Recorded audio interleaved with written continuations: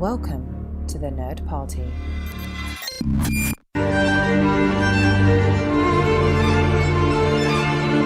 Hello and welcome to the A24 Project, where we look at 2 films from the A24 filmography every 2 weeks.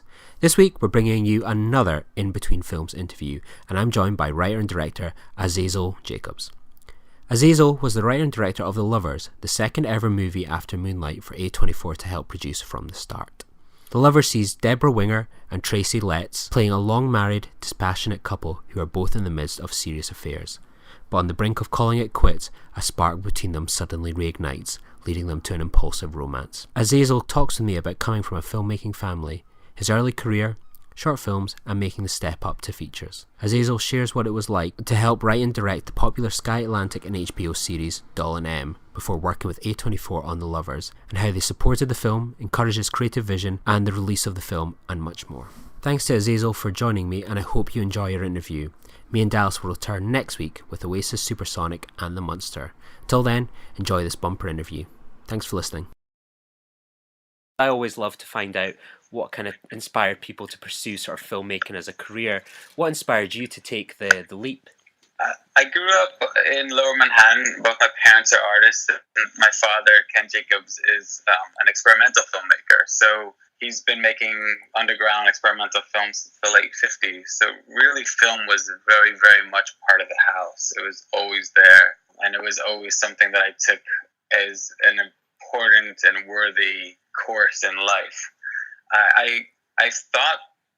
I think early on, I really planned on being more of a cartoonist is what my idea was. I loved comic books, and especially a lot of like the underground comic book were an influence. And so I thought that would be something that I would head towards. But I wound up at around, I think 17, around my last year of high school, picking up a Super 8 camera that was in the house. And that was kind of one of the things that really made that path there, is that there was cameras and film kind of around the house, so I could pick one up and try it out, and really found myself enjoying just shooting friends in high school, I guess the way they're doing with films nowadays. What were those sort of early films like that you shot with your friends and family? The Super 8 was black and white. It was it really was, I think, exactly what I imagine young people are doing today, just people hanging out, walking through the hallways of school. The difference was obviously that we had these like 2.5 minutes, for each reel. So you were just kind of doing short bursts of things, just little quick moments of catching memories, which now has only become more valuable when I've seen that work, because it's really like a completely lost time. A lot of friends that I no longer know, and a city that really barely is recognizable to the one that is today. But it wasn't with those intentions. It was really just to capture the moment, which just wound up becoming more important as time has gone on. Was there any sort of films in your youth that helped you with your journey, ones that were inspiring you outside of your kind of family as well? There were some films. I did grow up watching a lot of underground films and filmmakers that would come to the house to show movies, and that would always have, and that had a weight to it, especially the conversations that would happen like late into the night afterwards, because there was really no money and no recognition in this world. So the conversations were kind of the pay after each screening, and they would go on for many, many hours, and they'd get heated, and they'd get they'd get loud, but they had a big impact, and just feeling the honesty of the conversation.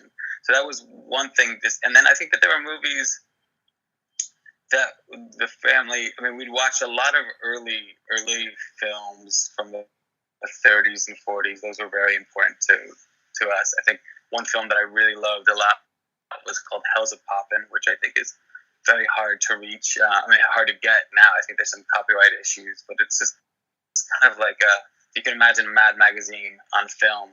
It was that. It's just completely anarchy, and it breaks the third wall, and it talks straight to the camera. It does all sorts of amazing things in that film, and it kind of showed me somewhat of the possibilities of film. I think another film that had a big impact as a young person was Robert Altman's Popeye that I went to see in the theater. Definitely the bigger, like, Aliens. I remember that having, these are films that we talked about and thought about. Popeye, and I think around when VHS was more possible, and so that's one of the films that I remember seeing kind of quite a bit growing up. I'm trying to think of what other works, but that's what's coming to mind right now between Hell's a Poppin' and Popeye and just the experimental filmmakers that were around the home, and Brackage and Jonas Mekas and Ernie Gare, people like that. Was there a pressure when you sort of decided to pursue a career in filmmaking that you've got your mother and your father are great and talented filmmakers? Was there a pressure to match them, or were they sort of fully encouraging of you to get out there and forge your own career? I didn't feel the pressure. I didn't know if there was a pressure. I think that, again, my idea was that I would try to go to an art college for fine arts. I didn't get into any, but I did get into a film school, a film department of SUNY Purchase, which is a small state school in upstate New York. And again, my idea was I'll go up there for 1 year, and then I'll try to switch out into doing something with fine arts.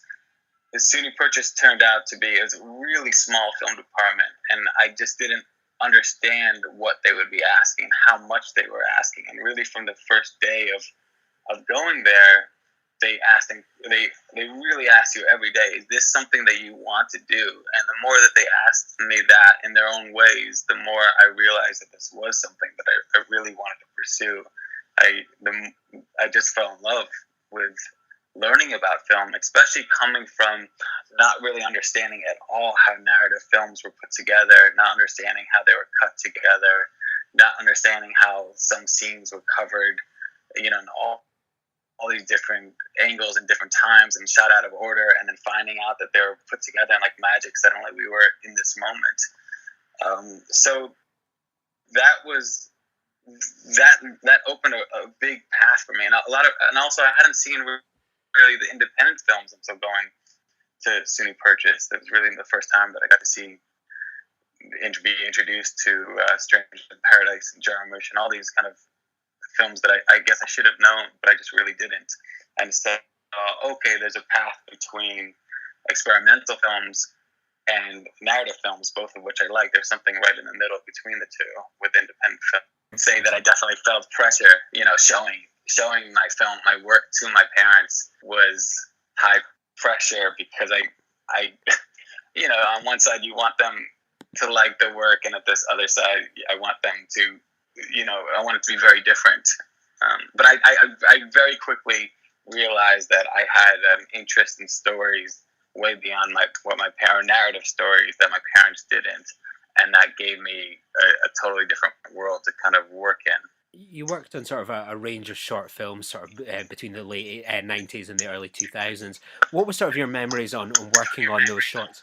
Well, I would say the most important of those films is called Kirk and Carrie, and that was my senior thesis film in 1996, finished by 1996. If anybody's interested, they can go to a website that I have, and they can watch it for free. It's about 26 minutes. The website is talkiesinc.com, and the short is called Kirk and Carrie.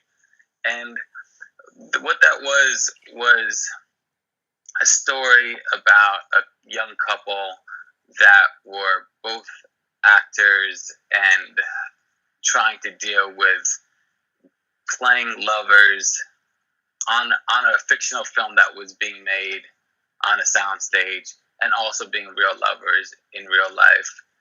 And I wound up casting an actual couple as well of two actors that were truly in a relationship. And so having that space, that third area to explore outside of the script, was something that I had a lot of fun with. And a lot of it just, again, I think, which is still my obsession, which is how to find truth in film, and whether that's by recognizing that it's a film and where to recognize it as the mechanics. And those are the movies that I kind of most gravitate towards, is the ones that recognize their limits is filmed, the frame lines, all those things, and use it to kind of be hopefully more honest with how they're delivering their stories. Was it always your aim when you were making these short films to graduate to sort of feature films, or was it one of these ones that you were still sort of testing, is this something I want to do as a career? Well, career is, I'm 17, 18, 19 years old, so it's just really hard to think of anything career-wise. I definitely didn't think very far ahead. I was making this work. I was living my life. I was growing up. Also, the city was becoming much more expensive. New York City was becoming much more expensive during this period, and trying to figure out how to make it as a filmmaker and pay rent. And it was just a very, very different thing than what my parents had to deal with when rent was so cheap, and you could kind of at least put work above, at least until you had a family, you could put your filmmaking work above the rent. But that's what drew me to moving out to Los Angeles, and with that, and going to graduate school, is because I really realized that Wall Purchase was incredible at bringing out like that I had something to say in ways that I could say it. When it came down to actually writing a feature script, which is then what I started getting really interested in and wanting to tell a full story, I really didn't know how to do it, at least in the narrative constructs that I was hoping to.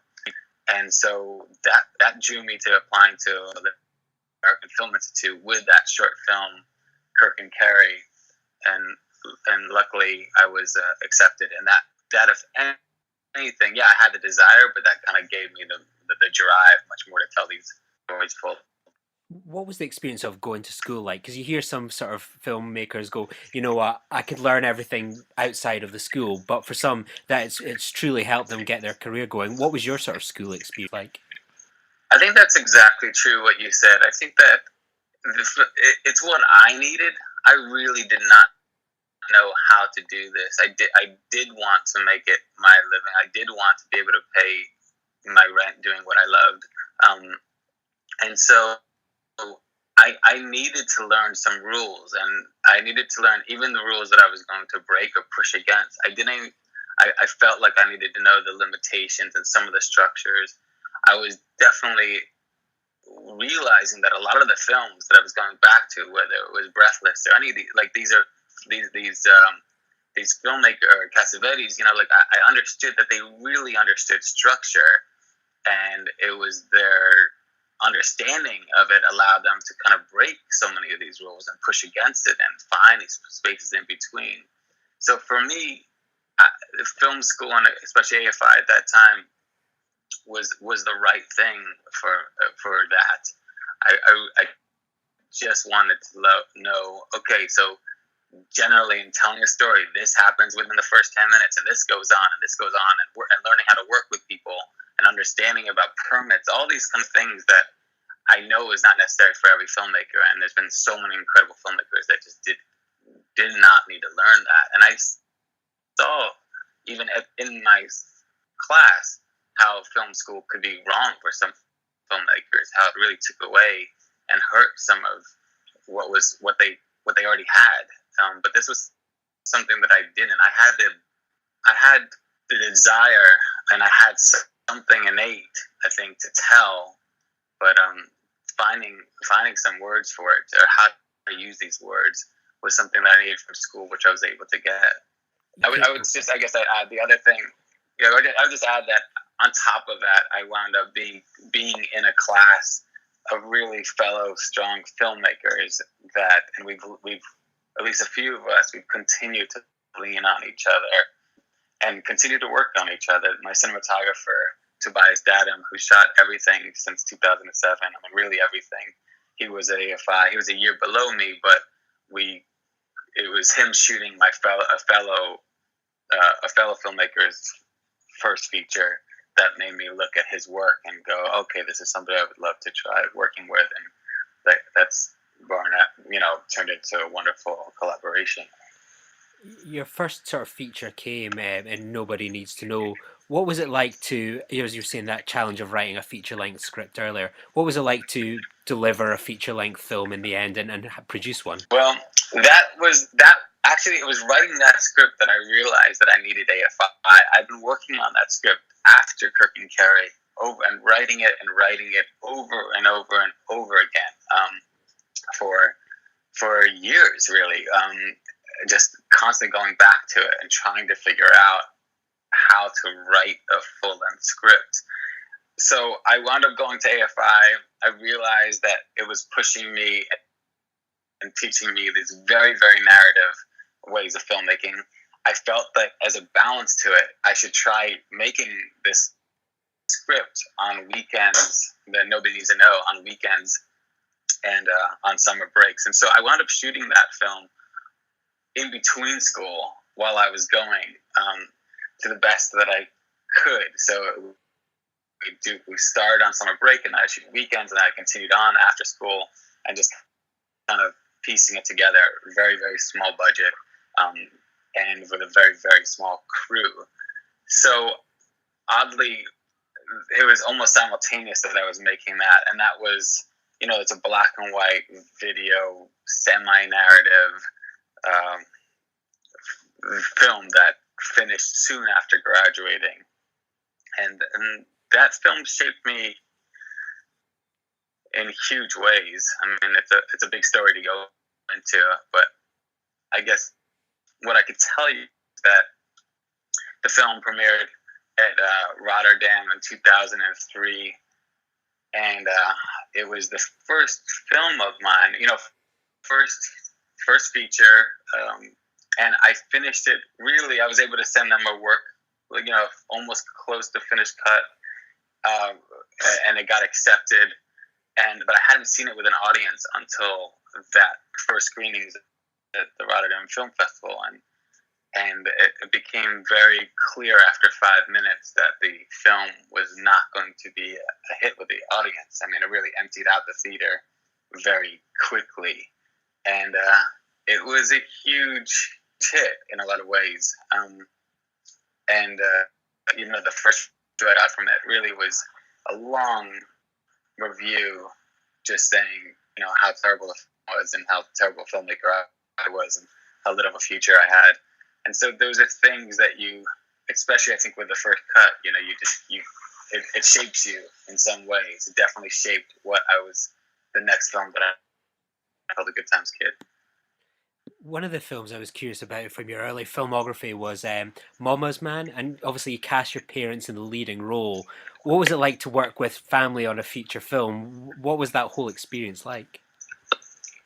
Well, I guess it goes back. Mama's Man goes back to Kirk and Carrie in the way of casting, actual people to play roles, and trying to find some way that no matter what you're looking at, no matter what somebody's saying, there's some truth to the moment. Mama's Man is a story about a young man in his 30s that goes and visits his parents, and he has a young family back in California, so he visits his parents in New York City, and basically kind of bit by bit moves back into his childhood bedroom and comes up with a lot of excuses why he shouldn't return to his own family.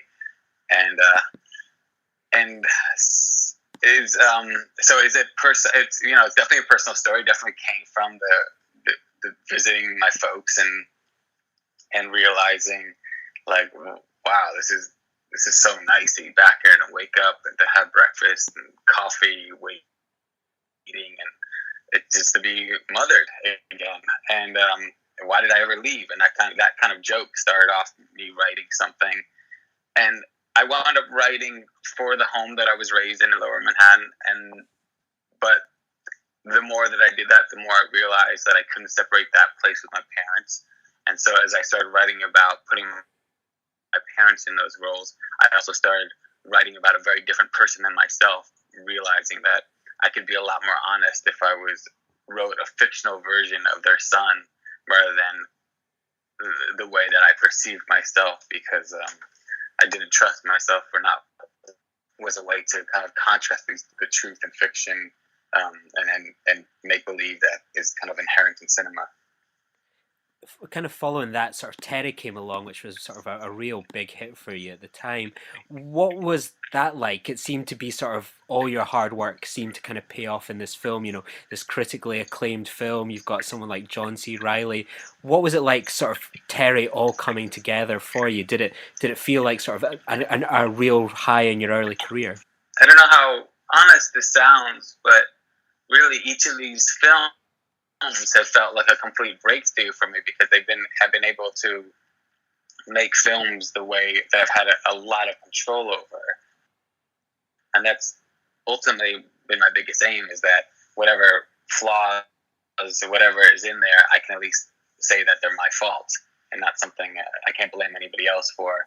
So with Good Times Kid, Mama's Man definitely for me was the first film that I would say, you know, really, like, in terms of like a critical reception and finding certain real passionate lovers of that had a big impact on me, and that definitely what laid the ability to make Terry. If anything, I think there was a success to Mama's Man that made me want to push the opposite direction and tell something else very different than what I had done, because I felt like, oh, if I could keep making films like this, which would do very well at festivals and critically, and I want to go into a different direction. It did come together in a really, you know, an interesting and great way. John C. Reilly had seen Mama's Man and at a film festival, and I wound up speaking. I knew his wife Allison Dickey had seen Kirk and Carrie back then at a festival back when that first happened. So I'd been in a relationship, just in talking with her since like 1997. So she had wound up bringing John C. Reilly to Mama's Man, and I was speaking to him afterwards, and he cared for the film. And it was right around then that Patrick DeWitt had shared with me the short story that Terry was to become. And so speaking to John, I went, oh man, he would be perfect as the main character, the kind of guidance, one of the main characters of the guidance counselor, Mr. Fitzgerald. So there was a momentum from Mama's Man that carried on to the making of Terry. It was, by that point, I had kind of had this relationship with I had found my editor through Mama's Man, I had found my cinematographer, I started finding my key crew that I was able to carry on over to Terry, including my composer, a bunch of people actually. So I felt like a continuation, and I still felt insulated. Definitely having a film going out into theaters in a wider way than Terry was a great experience. But also, you know, with all these things comes the other side of it, which was, I think it wound up bringing less an audience than distributors hoped. You know, all those things that you kind of you try to put on your shoulders. We definitely feel with things. I sort of first came to know of you as a filmmaker sort of about maybe 5-6 years ago. I was at a Q&A event for Emily Mortimer at the Edinburgh Film Festival, and she was talking about this show that she was working on, Doll and M. And how did sort of, for you, this transition to getting involved as sort of a writer-director on this HBO television show come around, and how did they reach out to you perhaps to get involved in this? Oh, well, believe it or not, Dolly and Emily are both in Nobody Needs to Know. So it kind of circles back to me making that film while I was at AFI. I wound up meeting Dolly, who had a friend that was going out with a friend of mine. So she came by one of my sets that I was shooting, you know, like one of the school projects, and we got on really well. And then I wound up meeting Emily. So this is around 2000, I believe. So our relationship had kind of begun, from my relationship with the two of them had begun a while back. And so every time I would go to London to show a film, or they'd come to New York, or however it was work, we'd wind up connecting and showing each other and talking to each other about work. So I wound up going to the London Film Festival with Terry, I believe in 2011, and saw Dolly, and she told me about this idea that her and Emily were working on, thinking that it was going to be more for a play about them, Dolly becoming a personal assistant to Emily. And this is right after I had seen Joseph Losey's The Servant and was just kind of thoroughly obsessed with the film. And so when she mentioned this, I totally saw the connection between those two. And it was also, this 2011, so I think Louis was just showing up. There's some incredible TV that was still very early on, but it felt like a completely open path and terrain. So I wound up, during the kind of promoting of Terry, writing Dolly and Emily and saying, hey, I totally respect this is your idea. Like, if you're going to do it as a play, that's great. But, it could also potentially be a great TV thing as well. And they both responded positively. And we wound up just very quickly sketching together what would become our first episode. And then Dolly flew over to LA, and we wound up shooting the very first episode of Dolly and M. I think it was around 2011, maybe 2012, just for ourselves, just to see if we have something. And we did it super, super cheap. I mean, really just Toby, my cinematographer, me, Dolly, and Emily, Darren, my editor.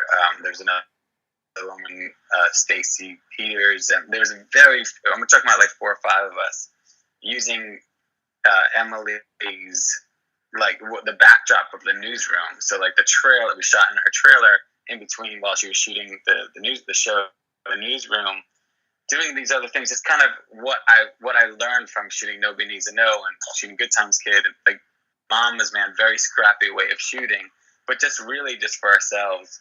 We cut that into a 19-minute thing and really liked it. And that's what we wound up showing to Sky and getting a series over. And actually that turned into our first episode. So if you watch Doll and M, you'll see, I mean, no one really noticed that the jump was from like this first episode that may have cost a few $100 to something quite a bit bigger, which I think is the testament to the spirit of the piece that's continuing on, and that's kind of how that began. It was almost like a stumble forward without anything kind of pragmatic. What were sort of the challenges of working in sort of television, and what was it like to be able to work on an HBO series? Because I suppose when we think of television, we think of some things a bit more smaller scale, but with something like HBO, it's almost like whether it's a comedy or a TV show, every single thing that they put out feels like a mini movie in a way. What was that like for you, that whole experience? Well, we approached it exactly like a film. I mean, again, I carried over the same crew from Mama's Man and then Terry straight into this. So really, I was surrounded with exactly this, by this point, a very tight film crew. And we took it just as seriously. It didn't feel like anything very different in that way. Other than that first season, we were able to shoot each episode out, which was a different way of, so there, in some ways, there was a continuity to it all that you don't get with film when you're going from shooting the beginning to the middle to the end and just jumping around within every day. There was, within each episode, it was pretty straightforward, which was something that I really embraced. I loved about shooting episodically in that way. I would say, because this was the first show that Sky was selling to HBO, so all our notes and people that we really worked closely with were from Sky Television in the UK, and they were wonderful to work with.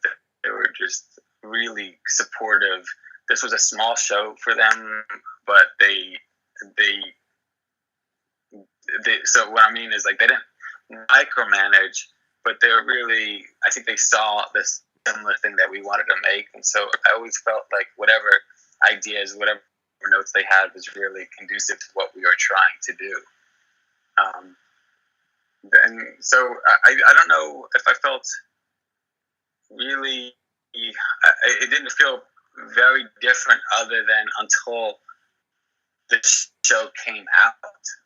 That was such a, suddenly have this show out and not to be sitting with an audience, really having a different idea of what feedback was. I was just much more used to kind of going into touring with a film, with a festival, sitting with and seeing what was resonating, what wasn't, feeling things out, and then suddenly to have it out into people's homes and let them have their individual experience was something for me to get used to.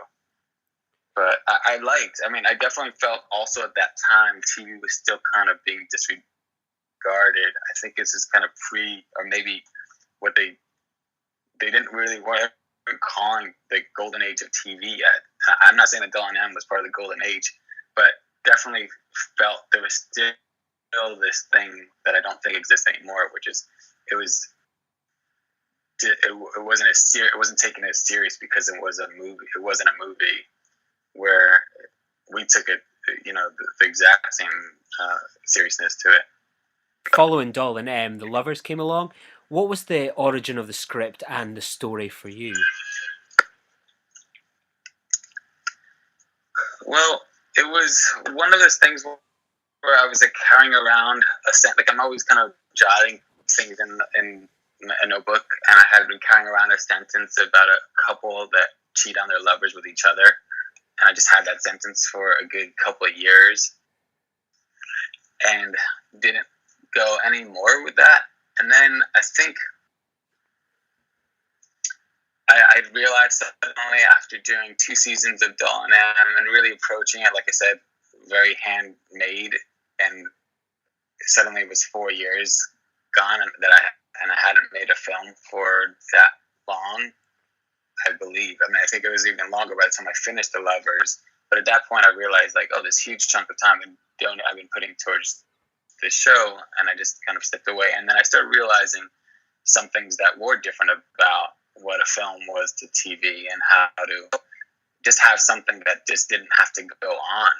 I think that was something that I was really attracted to going back to films and filmmaking and making a feature. So I had that drive. I was looking at that story. I was going through some personal situations where a good friend and mentor and teacher and collaborator named Gil Dennis, that had been my teacher at AFI, had suddenly and unexpectedly passed away. So I was dealing with a bunch of grief from that, and my dog of 16 years was also in the midst of dying, and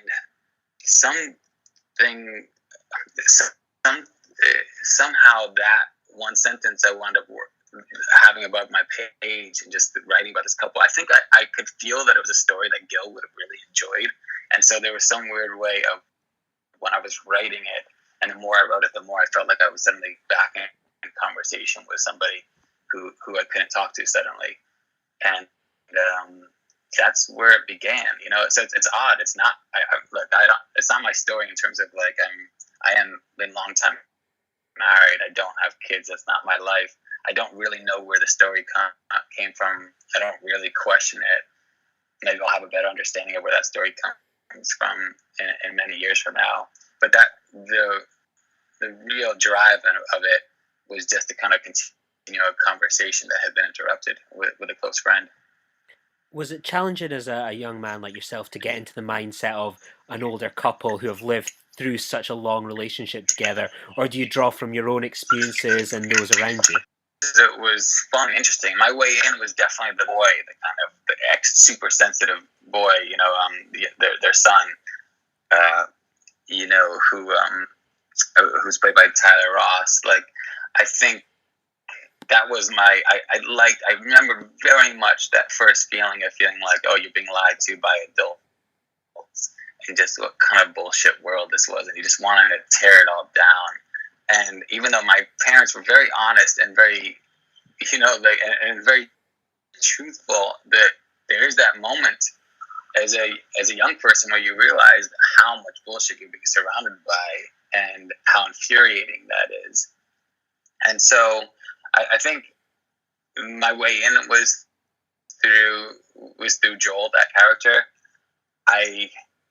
Through the writing of it, I think, going through experiences and relationships, I also understand how relationships are complicated and simple, and how it's kind of, I do have a different view on it in terms of judging relationships. And now I think that was the other thing that was going on, is I was watching a few close friends and close relationships break up, and it was very hard for me to go like, okay, so that love didn't exist, it did exist,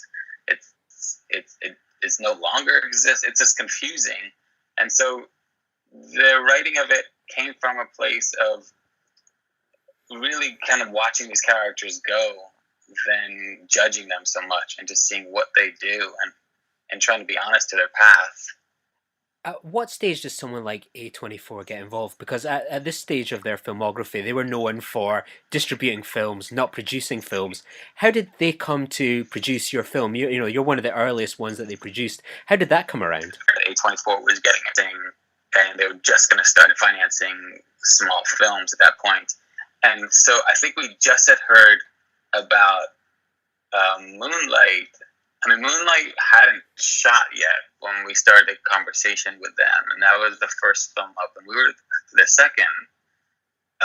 And what happened is we sent out the script to a few different people, a few different companies, and the script resonated. And suddenly there's quite a bit of interest. A24 responded very, very fast, very, very positively.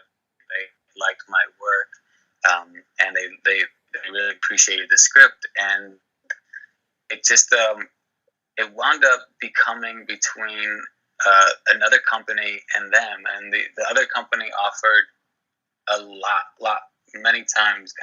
They started off many times the budget that A24 did, but A24 offered an amazing amount of control with this project that the other company didn't. So it was a really easy choice for me. They took 1 minute when I asked for certain things in terms of having final cut, and they said, absolutely, that's yours.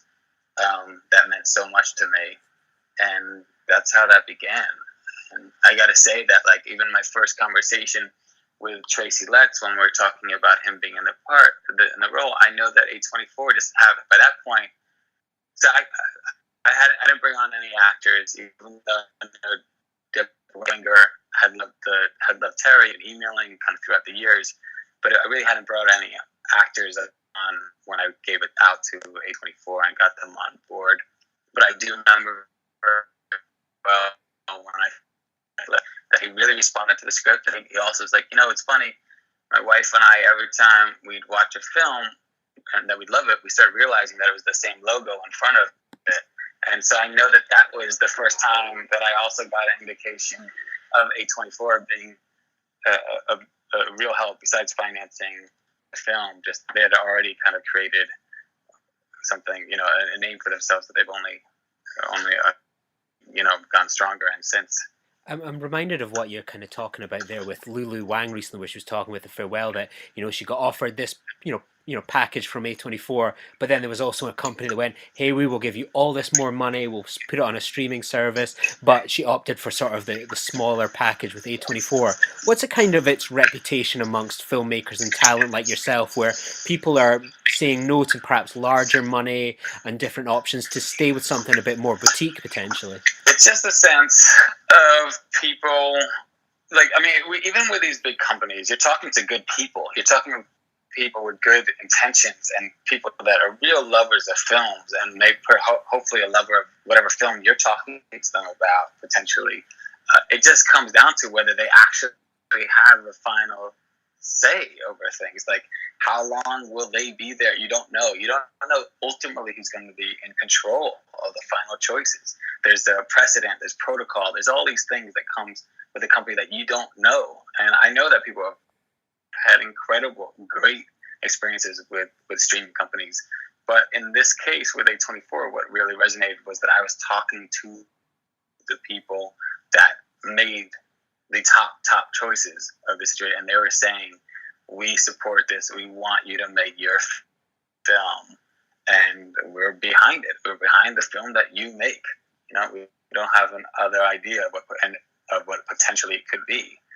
And it was based on them caring about the work that I had done already. And I think the fact that wasn't commercially successful work, and they were still feeling that way, just gave me extra confidence that they weren't seeing The Lover as potentially something so different than what I'd done. This would be a breakout, commercial success. It really, but for me, again, it just came down to that exact thing, which was going back, okay, who will give me a final cut? And everybody had different reactions on how that would happen in A24. It took like a minute. And we're like, yeah, that's yours. Like that's not a thing for us, at least with the scale film. And that made things much rather. I mean, it was a small film. I didn't need actually more money. I mean, I love to have my crew and to have been paid more, all that. But that, in terms of making the film that I wanted, that wasn't necessary. One of my favourite parts of this movie was the casting. You've got Tracy Letts, who'd go obviously to appear in A24's Lady Bird, Debra Winger, Aidan Gillen, with his Irish accent of all things as well, and a huge shout out to casting Melora Walters, who I love in Magnolia and was so excited when she popped up on this. What was your casting process like for this film? Well, yeah, and that was another thing that I got to say with A24 is that when I did tell them, like, I actually wrote this with Debra Winger in mind, they just were so excited, and they were just, they saw the same thing that you did, like, which was just like, well, that's an unbelievable talent that if she winds up responding, that would attract, the level of talent that one really started with her. It really, I wrote with her. She's sending different things to her throughout the year. She'd always passed on the, she given me a very nice letter after seeing Terry, and that stayed with me. And so I'd work on something, I'd send it to her. For whatever reason, it wouldn't be the right thing. But I did write Mama's Man. I did write The Lovers, thinking of her throughout, and with hopes that she would say yes, but with no guarantee. But luckily, after 24, I sent it to her. We met. And I worked with my casting director, Nicole Busto, who I've been working with again since Terry. So really everything Terry, Doll and M, and now The Lovers. And it was her idea with Tracy Letts, and it was her idea with Melora, and Melora, especially in Magnolia, that's a character in a film that plays in a loop in my head. Like that's a film that I can just keep on chasing. And so when I had the exact same response as you did when Nicole mentioned Melora as the role of Lucy, and from that moment, let's send it to her, and I was just on pins and needles because suddenly there was nobody else for this part than Melora. And I remember us meeting for the first time, and she came in as Lucy. She understood Lucy. She showed me Lucy. She dressed like Lucy. It was right there. It was just incredible. And then the same thing with Tracy. It was one of those like where we had a conversation. We talked. He was in Chicago. I was here in Los Angeles. We he had this positive response to the script, and we had a long talk for a while about different things. And then at the end, where usually I'm kind of used to an actor going, okay, well, this was a good conversation. Let me think about it for a minute, and I'll get back to you. I'm just kind of feel things out. Instead, Tracy was like, well, this sounds really good. Let's push this ball forward. I was kind of like, I'm just not used to being somebody and being that forthcoming and ready to commit that quickly. But he was, and it just, I really felt like that's how the whole casting kind of went in a really, really smooth way. So I believe it went from Debra, then to Tracy, then Melora, and then I spoke to Aidan, and he was in Ireland. We were Skyping. I was very obsessed with Roy Anderson's films, who had been kind of just a recent discovery for me. And as I'm talking about them and their influence on potentially on The Lovers, Aidan just reached, while we're on Skype, he reached out to his desk to pull out that he had the Roy Anderson, one of the, I forgot which one, on his desk, and that he had just been watching as well. So it just felt like a perfect sync at that moment. Did the characters or the script kind of change much once the casting had been complete? Did any of them come to you with any sort of ideas, suggestions, or experiences for their characters, or was sort of the script God? Yeah, in this case, oddly, and this is not something that I would have dictated, but nobody had issues with the script. Like, people were very happy with the script. And so that wasn't something where the discussions were shifting anything in the script. We definitely had discussions about things in between, what happened in between these moments, where are these lines coming from, where are these actions coming from. That was where the space was, in terms of, and then very much the way that I shoot is I try to bring in the actors before any kind of go on whatever scene that we're about to do, and get a sense of how they're going to put, where are they going to sit, where does it feel right for them to stand or walk out, and what are the emotions that are happening. But really the conversations that happened before shooting wasn't about tweaking any dialogue or changing or losing any scenes. It was really just the idea of those things of where's the ground here, where's this coming from, and usually they're questions. They're not things that they're asking, like for me at least, that we're looking for an answer so much, other than that these are questions. Let's hold on to these questions while shooting. How much of your direction is dictated by the tempo of their performances, or are their performances dictated by you? I would say that I'm completely dictated by their performances. I don't know what they would say, but I feel their rhythms, and then I try to respond to them. And I definitely think Toby, the cinematographer, like we're all just kind of, I'm putting them in the lead. I mean, definitely in every film, but especially with The Lovers, so much of the time I'm looking at these actors, these incredible actors doing incredible things, and I'm just kind of in awe. My mouth is open, and I'm following them. I really feel like, okay, they've taken what I've done, and now they are this, and now they are being honest to it. And for me, that's where things fall back into the documentary feel of filmmaking, because we have these guidelines, we have these scenes, but I'm really looking for what are they doing that I didn't expect, and how to make sure that we're capturing that. One of my favourite parts of the film was the score by Mandy Hoffman. It felt like a character in the film too, which it can be too rare these days. How important was the score for you? And obviously you've mentioned you've sort of been long-term collaborators now. And what was the process between you as the director and her as the composer for the tone of it? I definitely was very early on, even in the writing of the script. I think part of the fun for me was feeling like I was writing a film from a screwball comedy to a certain degree, from like maybe from the 30s. I mean, it was a lot easier for me to try to picture actors, even though I was writing with Debra. It was a lot easier for me to picture actors that I could never cast. Like, it's kind of like a tool I now do when I'm writing, actors that just aren't around, So when I was thinking about Myrna Loy or William Powell while writing The Lovers, I definitely felt this influence of a lot of those films that I talked about being raised with.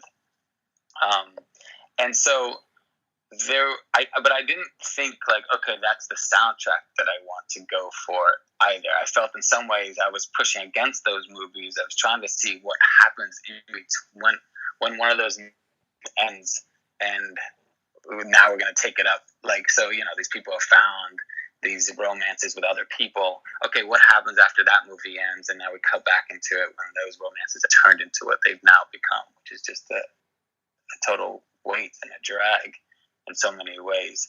So I thought I was pushing against that, and maybe when I realized, when I was talking to Mandy, I didn't have any indication of where the music was going to go writing-wise or when I was shooting.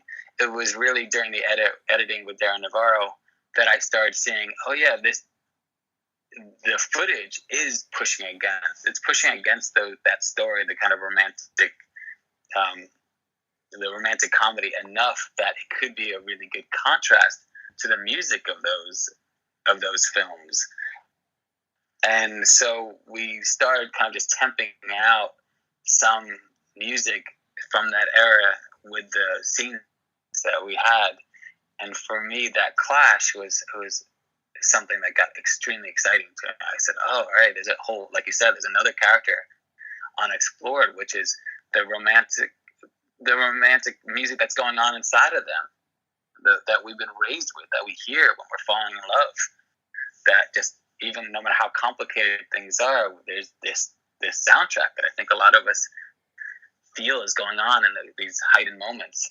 And so it was with that in mind, seeing that contrast, that I wound up talking to Mandy about some of the influences and talking about, actually, we've been doing these very, very small piano-based scores. I'm thinking about something much bigger, and not only much bigger and very different than what we've done, because the piano winds up being such a key part of the story. I wanted to do something without piano at all, which really opened the floor up. Suddenly our bass, which was just the way that Mandy and I always worked, which is just send me the piano first and we'll build out from there. We'll see if something needs to be added on. Suddenly we didn't have that, and Mandy was able to run with it and just turn in something just so beautiful and beyond anything I could have expected, but what I hoped for. One of my favourite moments in the film, and I'm sure it's the same for many, is when Lucy hisses at Mary. How did that whole scene come around, and what was the process behind that? It was one of those scenes that I've been carrying around, I think, since I was around 17 years old. Two mutual friends were having issues over the same lover, and one of them told me, hey, your friend, I was walking by her, just hissed at me in the hall. And I just thought that was incredible. I mean, talk about cutting to the bone, like just getting straight to the issue. And I've been carrying that moment around since I was 17, so for a good, almost 35 years. I've been walking around trying to figure out when was that going to show up, and somehow it just emerged while writing. It wasn't something I intended, but there it was, and it came up, and then that's really how it happened. And there's a few scenes like that the script of The Lovers was able to excise some things I've been carrying around for many, many, many years, including the It Must Be Love being played at the end. It was something that I witnessed another friend do a good 25 years earlier, just play on the piano in a much slower, sad way, that I've been curious of when, or hoping to someday be able to find a story to show that. Once the film's completed and it's ready to be sent out into the world, like obviously A24 has this reputation for its marketing and release strategy. What was it like for The Lovers? How did you get much involvement in sort of how it's marketed and released, or is it very much in their hands after? So much involvement. I'm so thankful. They let me be as involved as I wanted to be, which I cannot tell you was such a blessing. I mean, it was so painful. I mean, I really was not happy the way that Terry was marketed. I was very much just like, you just kind of, I felt in different ways. Well, you're the filmmaker. You do your thing, we do our thing, and just stay out of this, which just doesn't make any sense, because, well, I know they've been working in a different way than I've been working on things. Like it just not to be heard is so frustrating. But with A24's case, I felt really the opposite. I felt completely part of the conversation, and even if we differed on some things, I always felt very respected and very heard. We talked very early on that let's not, since this already has a distribution, a plan and company and a great company behind it, let's not go the festival way with this. Let's not apply to Sundance. Let's go straight to theaters with this, and not do the kind of year or potential year of promotions, which was something that I brought up to them, and they were keen. They were up to that idea. They liked that idea. I didn't know what in this particular, and I've had, Sundance has been a wonderful festival to me, and a bunch of festivals have been great to me, but in this case, I didn't know what it was going to bring, how it was going to help, because usually I would show it at Sundance to try to attract an A24, to try to build the kind of hype that A24 was already great at doing on their own. And so they were game for that. We picked our date of the release, which I think was May 5th here in the States. Right around that time, they came to me and said, actually, Tribeca Film Festival is like a day before that release date, a couple of days. I think it'd be worth showing it to them. I think it'd be great to kind of use whatever they're going to have to kind of add to the release. So it would screen for the first time a couple of days beforehand, and which I thought, like, oh yeah, that makes sense. Like that made sense in terms of how a festival could help this film. And Tribeca luckily responded enough to the film that they were excited to premiere it. It was a much wider release than I've ever experienced. I wound up going to 440 theaters. They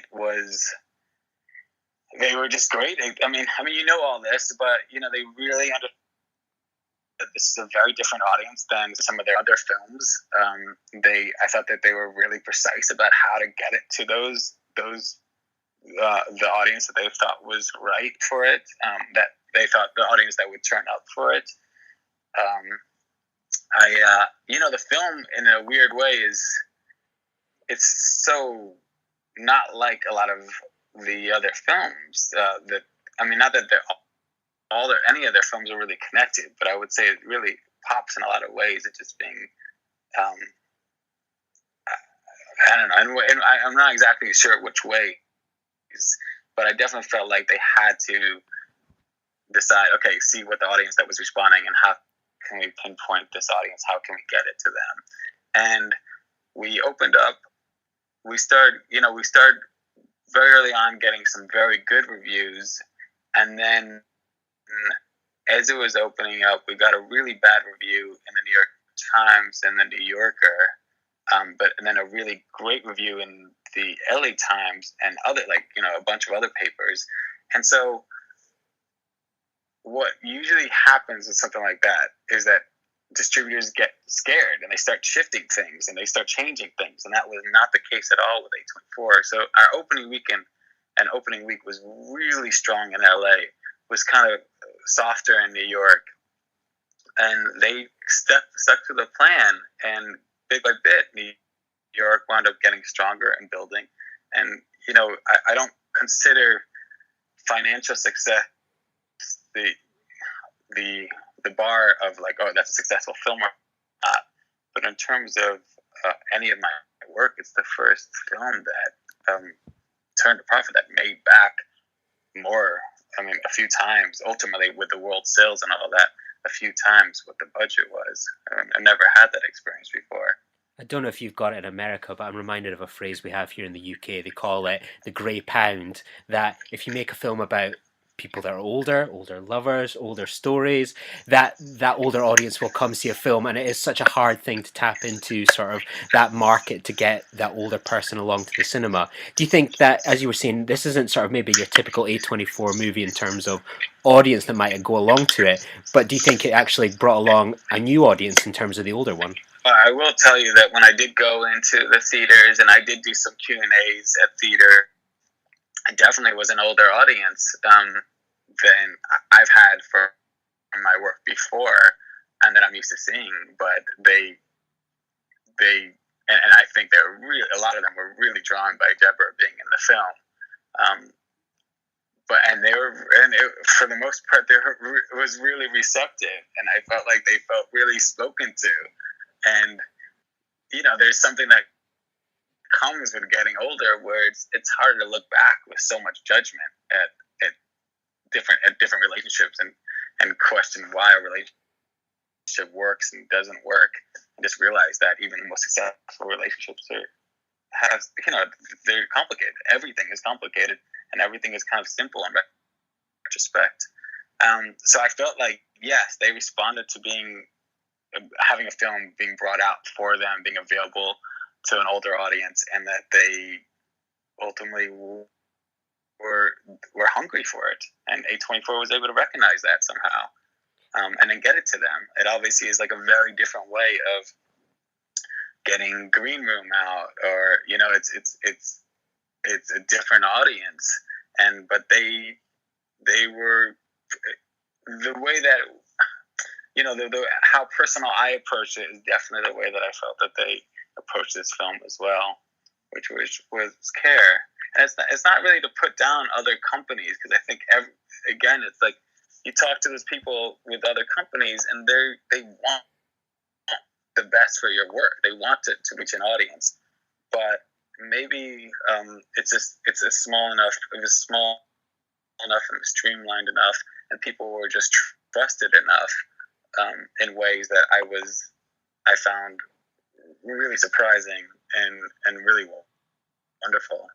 Do you find that sort of, you mentioned sort of that when you see the A24 logo at the start of the film, do you find that your audience, that this film doesn't just bring in, say, an older audience as well, but brings in an audience that might not be the sort of person that goes to see a Lovers because they're maybe someone that's working their way through the A24 filmography, or they're someone that goes, oh, I really like their Western films, or their films about Moonlight, for example. I'm going to check out this film Lovers just because it's made by this company, and then being surprised and caught by your film. Absolutely, and I'm sure caught for both sides. I'm sure just like it's a film that some people really dislike, and some people like and some people respond to, and that's been pretty much the case with all my work, and something I'm actually quite okay with and proud of in certain ways. But I think that that's absolutely the case, but I also think that if you look at the films, and obviously I haven't seen everything that A24 has put out, but there is a theme between everything, and I think it's, for what I guess, is that they're things that they like, that they want to put out in the world, something that they feel connected to. And this happened to me at some of the best film festivals as well, where I realized after like popping into random films, like, okay, yes, these are film festivals that invited a bunch of films, but there is a connection between our work and they're kind of making this incredible mixtape, right? And that we can't fully see just by going to one film or the other. And I have a feeling that that A24 is doing something, whether they are conscious of it or not. But ultimately, there really is a connection between this work. What exactly that is, I think, is up for us to walk away and decide. How do you sort of feel as a filmmaker to have a film within their filmography of releases now, but kind of most importantly, you're sort of a select breed, that you're amongst films like Lady Bird, Moonlight, Hereditary, now Midsummer out this week, for example, that are films that they've invested in from the start, that they've seen you in the most earliest form and went, we want to invest in that. How does that feel as a filmmaker? It feels great. It feels it's something that you're telling yourself a lot of times, especially when you're making films that aren't super popular, that you have to kind of keep telling yourself that this is worthy to others, and this is worthy to yourself, that this means something.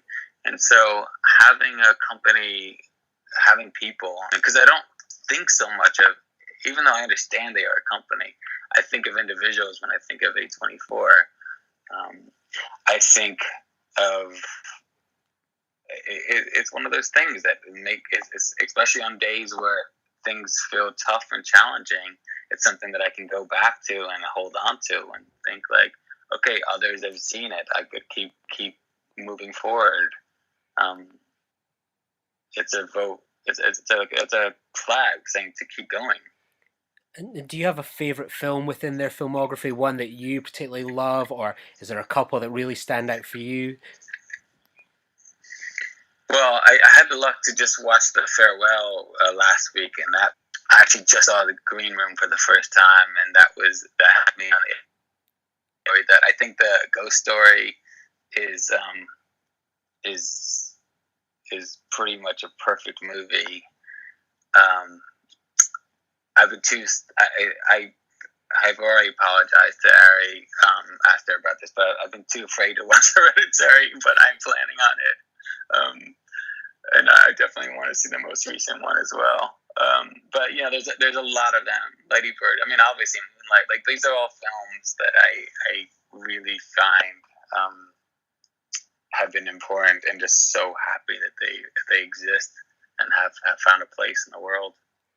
And what's next for yourself? Have you got any sort of films that you're working on the horizon? I was highly amused. I saw a tweet. I don't know if you've seen it on Twitter, but I typed in your name to Twitter, and then it pops up of Avengers Endgame, Michelle Pfeiffer to star in dark comedy French exit from Lovers director and the Sisters Brothers author. And it's just like people underneath are like, that is the headline you've gone with. Michelle Pfeiffer with such an amazing career. You've gone with Avengers Endgame, where she's in it for 2 seconds to get a click. I don't know if you've ever seen that one, but I felt the need to share that with you. Yeah, that's good. Well, yeah, I pursued her because of other films than those, but so I mean, really, I'm one of those filmmakers that I'm very hesitant to talk about something that I haven't made. I could tell you that I'm deep in preparation to making a film called French Exit, which is based on a book of the same name that was written by Patrick DeWitt, who also wrote Terry and also wrote Sisters Brothers, which the book of it, which came out as a movie last year. He's one of my closest friends, so he shared it at a very early draft of the book, and we've been working on bringing this forward for a while now, and I've cast Michelle Pfeiffer as Frances, the mother, and her son will be played by Lucas Hedges. And we're in the midst of casting right now and doing all the preparation to make it. And it's a very, very different film than The Lovers, and I think from everything else that I made, which is a lot of the attraction for me, something that I'm extremely excited and hopeful about. I'm really excited to see this one. I'm keen to dive into your filmography and check out even more of your original work and maybe revisit Doll and Emma. Thank you so much for joining me. I really appreciate you giving up so much of your time to talk about your career, your work on The Lovers and A24. It really means a lot. So thank you very much. And if kind of people wanted to check out maybe some of your work or find your website, where could kind of people seek that out? Yes, I've been putting, what I've been up to most recently on a website called talkiesinc.com. And hopefully Terry and Doll and M is available out in the EU, or, where you are, in the UK and everywhere around there on iTunes. And I believe it should be. And Mama's Man, I don't know if it's there, but I'm working on relicensing right now because it expired, so that should be available in the next few months. Perfect. Well, thank you very much, and people can find all those in the show notes. So, yeah, thank you very much. I really appreciate this. Of course, thank you. Yeah, I have as well, and best of luck ahead.